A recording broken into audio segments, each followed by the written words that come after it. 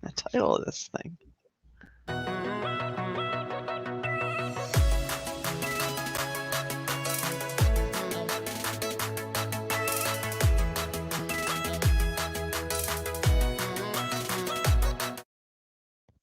Hello, and thank you for joining us for another episode of That Solo Life, the podcast for PR pros and marketers who work for themselves. I am Michelle Kane. My company is Voice Matters, and I am here as ever with my wonderful co host. She is Karen Swim of Solo PR Pro. Hi, Karen. How are you today? Hi, Michelle. I am admittedly really tired, but psyched to be here. Yes. I think we record on Wednesdays, which works really well, but I do find that's like the midweek. Oh, Yeah. Well, true confessions, I felt midweek all week. So there you have it. I know. I know. In our world, our minds never quite turn off sometimes, and sometimes Yeah. I'll sit down at at my computer in the morning and just go, did I ever stop thinking about this stuff? Well, that's a whole No, other problem for another day. Yeah, even no. in subconsciously, you're like, Yeah. yeah, My yeah, brain is super tired these days. I'm just tired. I want to turn yeah, it off. I wish there was like a yes, little off switch, like no thoughts, none, just right, blank screen for a little bit. right. I guess that gets in the scene of meditation. Maybe we need to have someone on to help us do that thought clearing. Yeah, I took a little time out with my dog Finnegan yesterday since he was being quite demanding after his grooming appointment. I thought, all right, I'm going to sit here on the couch with you for a little bit. And even then, I was like, what should we name that client podcast? How about that? Or that? Or maybe that? What? Yeah. Well, Yeah. anyway, our focus today, we do have a focus, actually, listeners. We are taking a look at I believe it's annual, it's a job of the Yeah. week annual survey of, and Karen happened to be one of the panelists involved with this. And can you tell us a little bit of the background of this survey? Because it has some interesting data in it. How did Yes. you And get? well, all credit to Frank Strong of Sword in the Script Media, who does this annual survey, Okay. and fantastic, practitioner. And so this comes out around the summer each year. And he invited a group of communicators to participate, not in collecting the data, but just in Hmm. looking at the data and providing some feedback. And then early on, prior to it being fielded, we had the opportunity to have some input on the questions and provide some insight there. So that was pretty fun. I always like being involved in industry surveys because I do think that even if it is not specifically to independent practitioners, there's always so much to learn Mhm. from what other people are doing. So I love looking at those insights and trends and Yeah. pulling information from that to see, to inform our own practices. So it was a really Excellent. nice process. Frank is a really good guy, and we may have him on the program at some point in the future as well, because we're Very always good. looking to talk to other folks in our industry. Yeah, that would be great. That would be great. Yeah, one of the interesting takeaways that I got from it was, looking at what were your top challenges of this past year, and Yeah. the pandemic, of course, had its way with a lot of these responses. But I noticed, especially, from 2019, it was, ROI. What's our ROI? And now it's, oh my goodness, we have too many priorities, which Yeah. is good for us as PR consultants Yeah. because that could mean opportunity.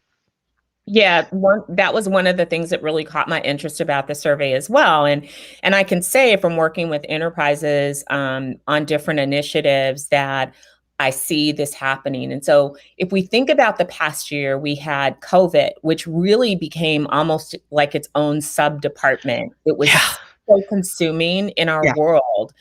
So, as communicators, we were not only tasked with helping to navigate clients through the crisis part of COVID, but then navigating how to respond and, Mhm. delivering COVID messaging and making sure that they're doing that. And then it moved into a new realm of, when you're dealing with companies, there's all of the internal communications around COVID as well, Right. and the return to work, and how the company is going to be structured, and then also your messaging as it impacts your external audiences. So this, that in and of itself is an initiative that really requires a lot of time. And so when you're talking to in-house communicators and they're dealing with this very real world situation, that's a huge initiative that does require resources. Now you layer on top of that some of the other things that are happening, such as this whole shift in the workplace during this time, with much of it sticking and companies figuring out how to even, approach work, because Right. that's all changed. And then you have the diversity, equity, and inclusion issues, which Right. should not be confined just to the chief diversity officer or the DEI office. It's something that really needs to be company wide to drive change. These are huge. And Mhm. oh, by the way, your C-suite leaders have the pressure on you to, to drive, market share, to drive revenue, to make sure that you're hitting those bottom line numbers. And for many industries, that in and of itself is like an extra job and a half, because there's some recovery happening because of COVID, and there's also Right. some changing behaviors and things that we're all having to deal with. So when you just think about the world itself and what in-house teams are dealing with, it's a lot of priorities at one time. But as you mentioned, for us independent practitioners, the good news is that we can offer support that is very much needed in this time period. We Right. can be strategic partners. We can be an adjunct to those in-house teams so that they can focus on the core priorities in-house, but still have a team that's helping them to hit those PR objectives. And so I think it's really important, not just during this time. I've always felt this way, that it's always important for us to understand the business of our customers, to Mhm. really understand those internal, mechanisms and what their priorities are and what they're being faced with, so that we're able to come alongside them and provide real solutions to the problems that they're having today. So seeing that in writing and hearing from the practitioners themselves who answered the survey was really affirming to me about our role and our place and the exciting opportunities that are ahead for us. There should be more than enough business for everyone. Yeah, and it also speaks to our shared experience. It was real, it happened. I know, you know, Sharknado came to mind when you were saying, all the things going on. It was just we're standing in this swirl of activity. And, it was moment by moment where, thankfully we really had an opportunity to shine as our value as communicators. And the value of communication and getting it right, because speaking to two of the higher challenges that they were facing, cutting through clutter and having to deal with some leaders who don't understand communications, or this was an opportunity to say, it's important that we say things clearly and that we get through with clarity on what the message is.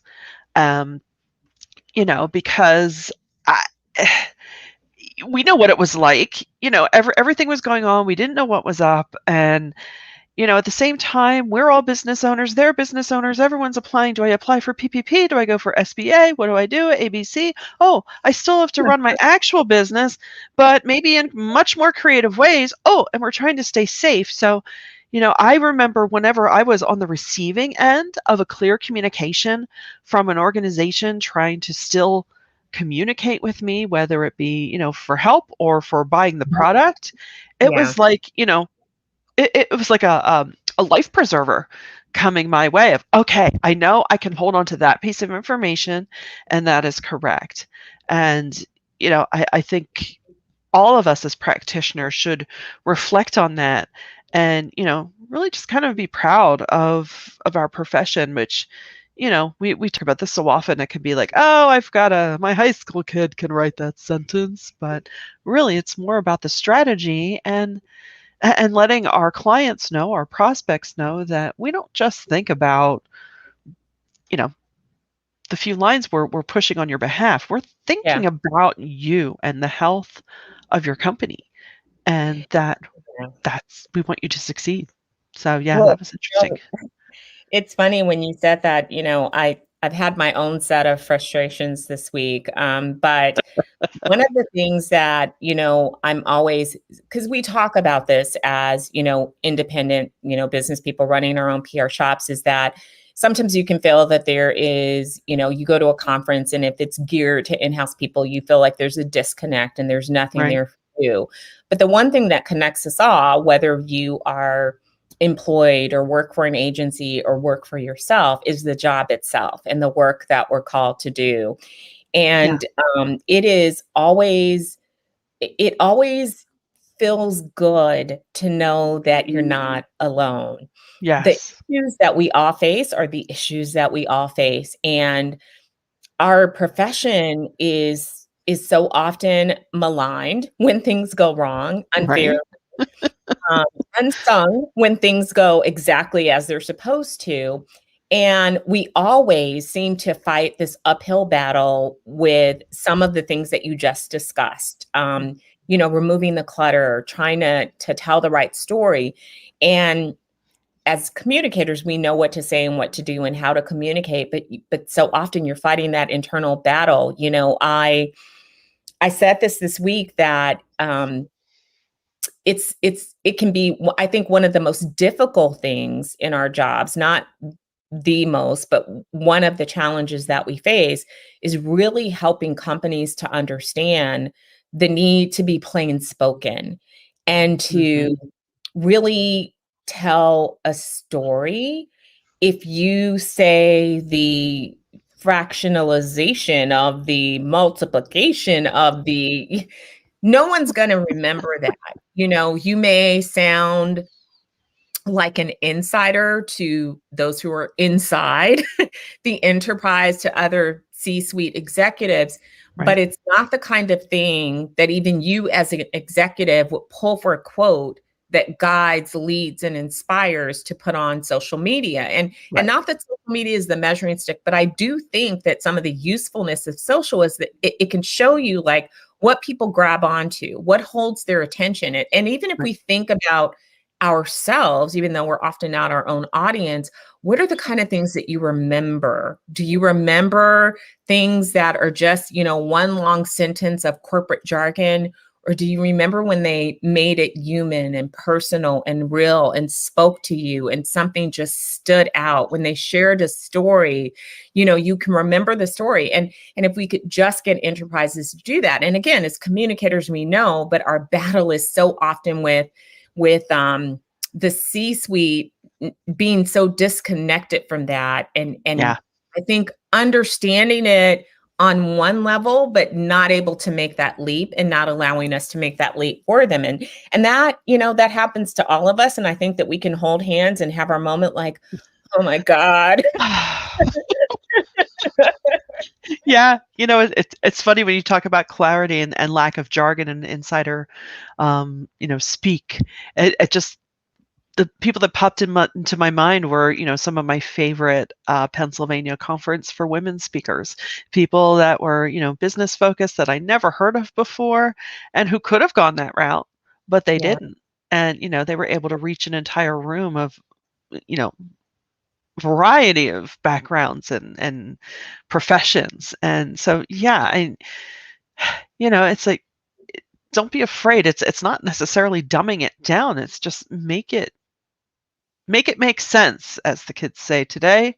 Well, and you want people, I think that, this is missing, is that you want people to feel something. Yes. And we Yeah. lose touch with that. We think so much about the words, but Yeah. what do you want them to feel? Because Right. every brand, that's the Oh, essence of branding.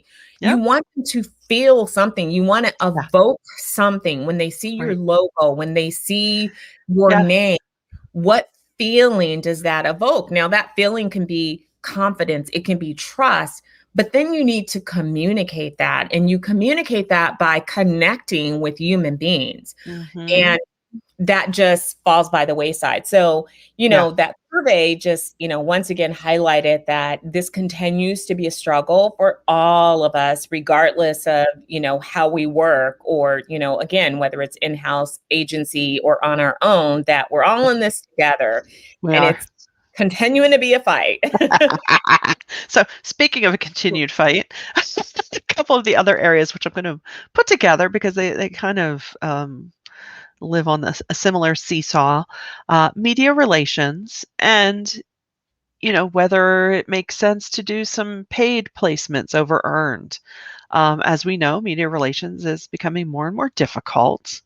Um, which speaks to the notion of, well, maybe we shouldn't rely solely on media relations as much anymore. But within that realm, there is opportunity. And I know some of the panelists, spoke to, is a message, does it seem credible if you see that it's a paid placement? I think it depends on the message, depends on the intention.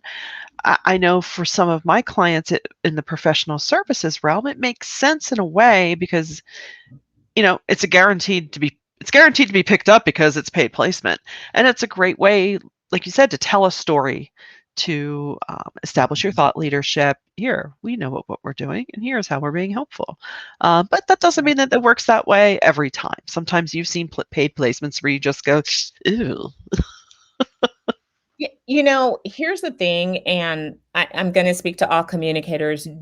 People tend to, if you say that something has a price tag associated, then you want to run the other way because somehow you feel that it's less than. But, as our good friend Jeannie Dietrich often reminds us about the peso formula, I am a huge believer and advocate Yeah, in it. And the way that I explain that to clients is that it's all the spokes of the wheel.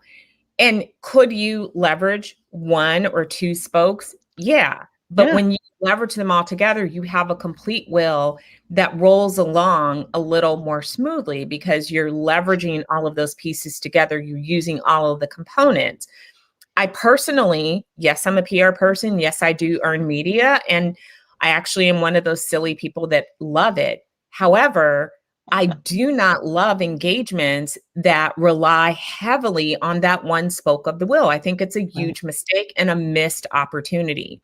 right. So when we think about paid, that can take a number of formats. It could Mhm. be mean that you are paying to be part of programs such as media programs, and I don't want to name companies, but media companies that allow you to be a contributor and you're paying a fee to be a part of that. That could totally make sense if that particular publication is hitting your audience Right. and it's going to serve your needs. It could be an advertisement. Are we doing away with advertising because it's paid? Absolutely not. Advertising should absolutely be a part of your full arsenal of things that you could do. That could be paid search ads, it could be Mhm. paid social media ads, it could be working with influencers that they require a fee. Of course, you want to do your vetting. You want to make sure that you're working with people that are credible. You want to make sure that that program is going to be run properly and that you have the experience or have a team of people that understand how to do that. So, pay walls. Many stories these days are behind paid walls. I think of WSJ Pro and Political Pro. Those are wonderful publications that do incredible reporting. So, we have to get out of this mindset that everything has to be free Right. or somehow it's not really PR and that we can't stand behind those results. And I think as PR people that we have to start to be more creative as well Oh, yeah. and think about how clients can leverage owned media because that's very underutilized. They have an opportunity to tell their story, to construct the narrative, to Yeah. bring in their voices. And so often we just sort of ignore that or we give it a cursory glance as we say, oh, by the way, throw this over on your social channels. And I think that we have to start to be more well rounded in how we present opportunities and not focus just on earn because, quite frankly, we're partly responsible for people believing that that's all we do is Yeah. earn media. Right. And, Right. I feel like, and I felt like this for years, that when all you have to offer is earned media, it is a spin cycle that will burn you out quickly. Mm. And you're only as good as your last placement. You can get a Wall Street Journal story today, and I promise you that that's not going to last you longer than that day. So the client will be happy for a day or two or three. And next Mhm. week, they're like, so what's next? Right. Right. I Yeah. 100% agree. 100% agree. And I love using owned media. It just makes sense. I mean, I think when social media, came to the fore, the phrase that was being tossed around, and I still stand by it. You're now a media company. Every company, every one of us is Yeah. now creating. You're creating content, and it's funny, and it's a subject. It's one of the byproducts of me sitting at my desk by myself, talking to myself. It's like, is this content marketing working? Well, yeah, of course it is.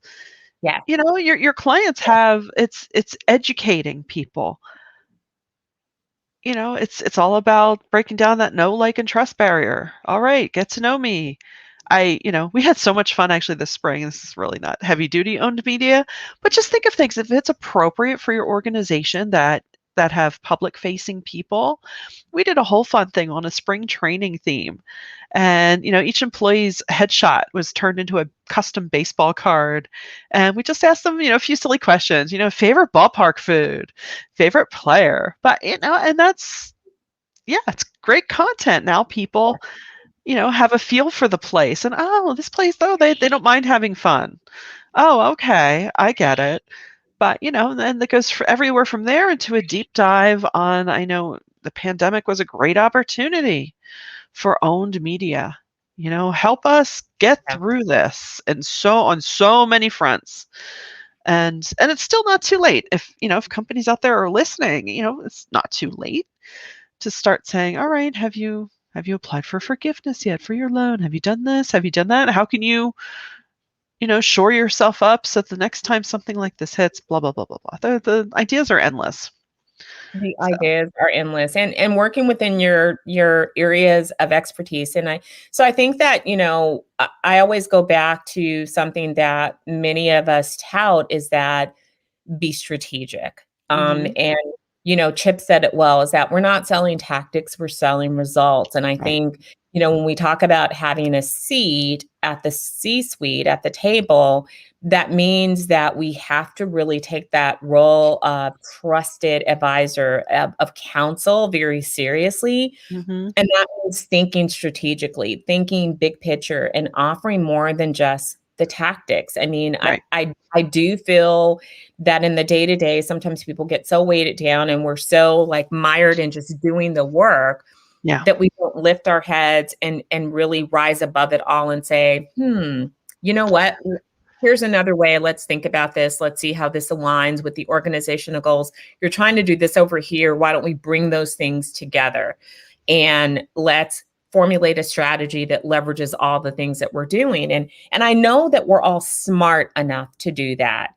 It's right. just a matter of holding yourself accountable to, standing firm and really guiding clients. And I promise you that when you start to do that, you do get richer, deeper engagements, and you get yourself further embedded in company. You become more valuable because they're not Yeah, really, even though they may think that they're hiring you to get them media, they're really not. They're hiring you to move the needle forward in their company, to be a part of that. And so right, you have to remember all of those other tools that you have to accomplish that.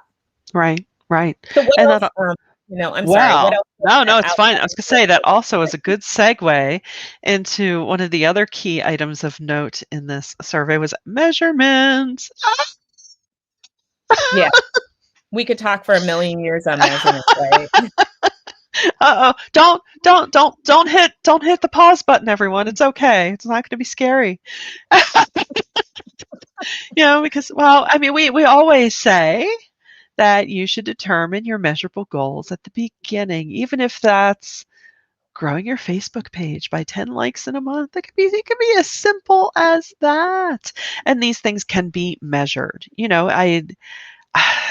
As someone who's on occasion suggested for certain clients that have never done direct mail to do direct mail, especially in retail situations, like personal services, they'll say, oh, I only got 2 people. That's wonderful. You don't want to get 20 Yeah. new customers in a month because you can't handle that. So it doesn't have to be you don't have to become a full blown data scientist, which look, I deter myself sometimes thinking, oh, I just don't understand it enough or deep enough, and I'm not a supreme expert in all things measurement. So, ooh, am I going to be good enough at it? I Yeah. struggle with that from a lot. Well, and so let me share a couple of stats from this survey. So the survey showed that 60% measure their communications efforts often or always. So that leaves a whole 40% that are only doing it sometimes, rarely, or never, but which is, troubling. And, if you dig a little bit deeper, Yeah, when people said, if you could just have one of the following to help your organization improve its efforts to measure communications, what would you choose? And some of the comments were really interesting, connecting business goals with communications efforts. It's still too much of a just do stuff and hope it works mentality. Um, Having clearly defined goals and audiences, more cross-functional alignment and shared understanding of execution. And the reason I call out those comments is because I personally cringe when people say, "Oh, my client wants metrics." And people don't think that it can be measured. Don't be afraid of the terminology of metrics. Don't be right. afraid of data. As Michelle said, you don't have to become a data scientist to be able to measure your results. The key, as Michelle mentioned, is to talk about what are the outcomes, and so in very simple terms, what we start doing from when we first start talking with clients, one of the first things that we ask in that initial conversation is, what would success look like for you? Mm, Describe that to us. That takes them away from, getting into KPIs that they think that they should be sharing with us to telling us what a right. successful program looks like for them. And then we take that and break that down. Okay, so you told us that success for you looks like driving more people to this particular program, or driving people to your website so that you can do X, or having something that supports your sales team. Once you know what success looks like, then you can talk about how PR can help them to achieve those goals. Now you can talk about, okay, so here is what we'll do, and here is the way that we will measure that progress. You don't want Yeah. to have 15 different metrics. You just want to have a few. I would say even 2 to 3 key metrics is really all Oh, that you need, yes. because you don't want to overwhelm with data that's not necessary. Right. But don't shy away from it. Just understand how to talk about it. And when you look at some of the things that internal people are saying, then this should inform how you start to talk to clients in your business development and how you start to onboard them and the things that you start to report. So often, all we report are media placements. That's it, just a big list of media placements. Well, is that what they really care about? Because at the end of the day, yeah, that's great. But how did you drive business? How is what you're doing connecting to the rest of the organization? That was something that somebody said, like they want that. Yeah. We can give them that if you Yeah. know how to talk about these things.